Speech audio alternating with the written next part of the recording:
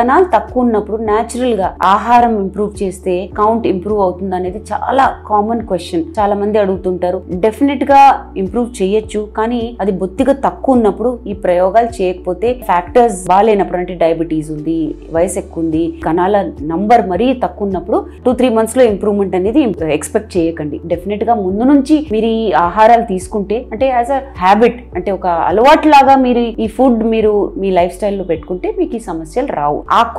ఆకుకూరల్లో చాలా important zinc, iron ఈ content ఉంటుంది. ఇది ఆడోళ్ళకే కాదు పురుషుల్లో కూడా చాలా మంచిది. పురుషుల్లో కౌంట్ అంటే నంబర్, కణాల నంబరే కాకుండా మొటిలిటీ, మార్ఫాలజీ అంటే ఆకారం కూడా ఇంప్రూవ్ అవుతుంది. సో ఆకుకూరల్లో ఫోలేట్ అని, విటమిన్ సి అని చాలా ఇంపార్టెంట్ విటమిన్స్ ఉంటాయి. న్యూట్రిషన్ అనుకోండి, ఇవి ఎక్కువ కన్జ్యూమ్ చేస్తే మీరు చాలా మంచిది. డైటీషియన్స్ ని కన్సల్ట్ అవుతే వాళ్ళు ఎలా చేయాలో మీకు చెప్తారు. కాకపోతే మీరు వారానికి ఒక 3 సార్లన్నా మీ డయట్ లో ఇది ఇంక్లూడ్ చేయగలిగితే చాలా మంచిది.